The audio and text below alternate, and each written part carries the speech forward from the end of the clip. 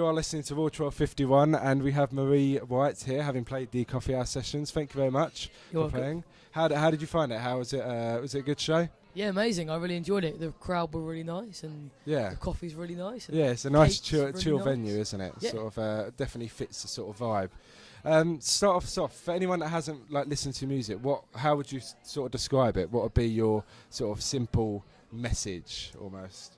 I think my genre is probably like soulful ballads, maybe. What do you reckon? Is that good? Yeah, I definitely agree with that. I hate that question. I don't know what the answer I is. know what you mean. As a musician as well, I hate answering. Yeah, I don't really know what the answer is in brief, but I think, soulful ballads, and they're all inspired by sort of like personal stories. Yeah, really. definitely. So they're all sort of like from, I suppose, from the heart, you could say, but they're all from within me. They're not sort of made up, so it's all factual rather than fictional. Yeah, it definitely felt like a very soulful scene. You could really hear the sort of emotion you were sort of going through. But leading on to the sort of influences of how you write and stuff like that, who are your sort of musical idols? Who do you look up to? And I play in a lot of function bands, so I think in terms of probably people like Stevie Wonder, Luther Vandross. My songwriting's nothing like them though. That's the only thing. It's obviously completely different, but vocally that's who I like to listen to. So I guess that's my answer. So really, two very good picks there as well. They're very good. Yeah, I can't quite live up to that. What sort of made you want to pursue a career in music? How did it start? When did you start writing? I started writing at about 16. Used to play a very high level of badminton, national level. Had a knee operation, and my career sort of ended in a few seconds, really. And I just started writing sort of poetry and lyrics, just for myself, not for anybody else, about sort of how I was feeling, and then started trying to sing them. I wasn't very good. I wasn't very good for maybe 2 or 3 years. I was awful, actually. Just kind of wanted to keep going, which is, I think, how I got to a point where I was good enough to do it in front of people. I wasn't good enough at all at the beginning. I was quite bad. I was really, really bad. My parents used to tell me that I shouldn't, that I wasn't very good. And I was just like, I know, I'm awful, but I really enjoy it. So I'm just going to keep going, and then got to the point where I could, play to people, and it wasn't terrible. So it's just sort of having the passion to carry on and keep persevering with it. I think it's the only thing in my life I've ever sort of wanted to carry on after not being good instantly. I'm sort of like, if I'm good at it, I'll keep going with it, and if I'm not, then that's it. I had to go and I was rubbish, so never mind, next thing. Just sort of try and carry on going and finding new ways. I just really enjoyed it. I found it quite therapeutic, so it's a nice thing to be involved with as well. Yeah, very nice. How do you sort of go about writing songs? What's your sort of your process behind it? I've got a 30-minute rule, which means that if it's not finished in half an hour, then I just stop. So all of my songs are written in probably 20 minutes-ish. Not a bad rule to have. Well, I just think that if it's going on for that long, for me anyway, not for everybody, definitely not, but for me, if it's going on for longer than that, I probably don't need to be writing it, and I only really write when I need to. I don't just sit down and think, I'd like to write a song now. I just have to write when I really feel like I need to write, not just when I just fancy it. So I agree. It's sort of not writing for the sake of it, but actually carry out something that sort of means something. And it's like yourself. You're a song. It's selfish, isn't it? Like we write because we need to write, and then if other people enjoy it, then that's great. But if not, then we've kind of got everything out of it that definitely we wanted to in the first place, really. So and I mean, if you're spending that long sort of overthinking it, I think the half an hour was quite a good sort of idea, because it makes it short and sweet and sit to a point. One question I think we all had: who signed your guitar? Barbara Dixon. Do you know who that is? See, I don't. Do you, Amber?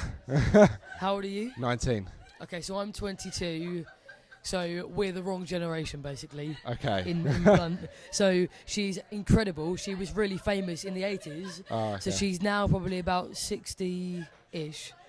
And I supported her on our UK tour. Nice. And afterwards I was like, do you fancy signing my guitar? I'm not convinced she knew that I was actually her support act. Really? I'm not convinced that she watched my set. But anyway, she did sign it. I think she just thought I was a fan that had turned up with my guitar and was like, sign it. To be fair, I've had a few gigs where you go and say hello to the headline afterwards, and you sort of they just look at you like sort of blankly. Just fanning, exactly. And actually, you were actually playing before them. So it's Barbara Dixon. Not bad. Next question, sort of leading on from that gig, where and when was the sort of most interesting or memorable gig that you've sort of done recently, or well, whenever really, actually? I don't know, like, to be honest, all of the ones that I've done with Paul Dunton in Tunbridge Wells are always amazing, because the sort of gigs that I do are more covers gigs. Yeah. And the thing with that is that people are coming to listen to Superstition and Sex on Fire, and that's fine, but it's not what I want to play. Yeah. But you play it because you're playing to an audience that want to hear it. Whereas when you play somewhere like The Grey Lady, you're playing to an audience who are literally there to listen to you and for your original material. So I think The Grey Ladies is probably a good answer. Yeah, and anything like here, you know, these gigs, anywhere where people are there to listen to your own stuff, and they're not going to just... I don't mind people talking, but they're not going to just like ruin the gig. They're going to actually appreciate it. And if you want to talk, then I just think just go. I never get offended if somebody wants to leave.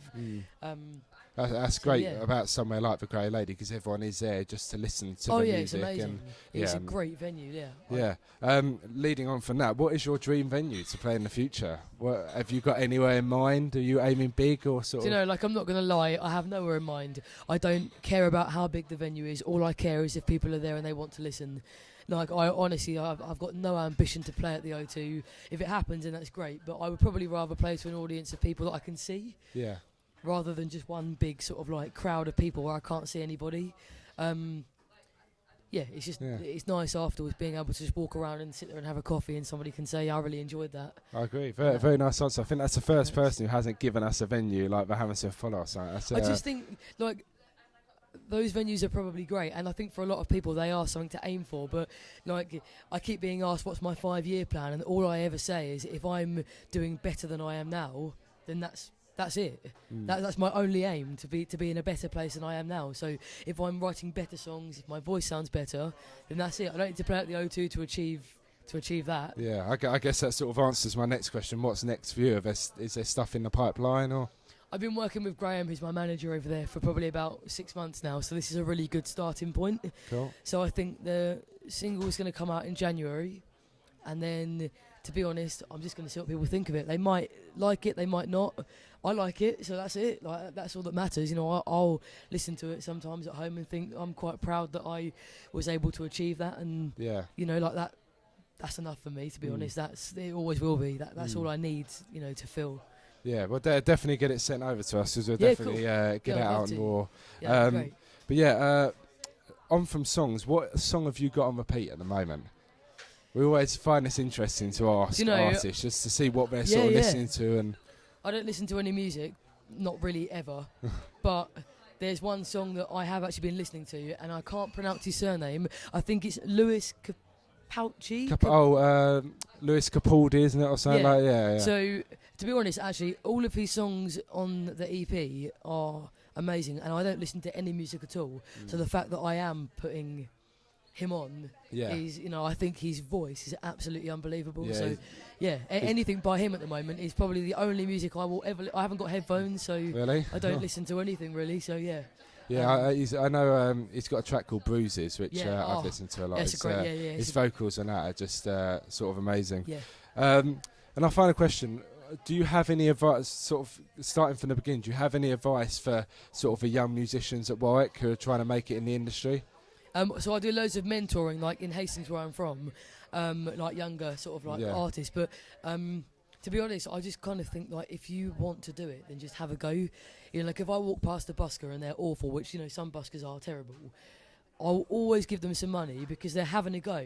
And the people that walk past and are shouting abuse are not having a go. And I always just think, like, if you want to do something, just do it. You know, like, the worst that can happen is that people aren't listening, and you shouldn't be doing it for anybody else anyway.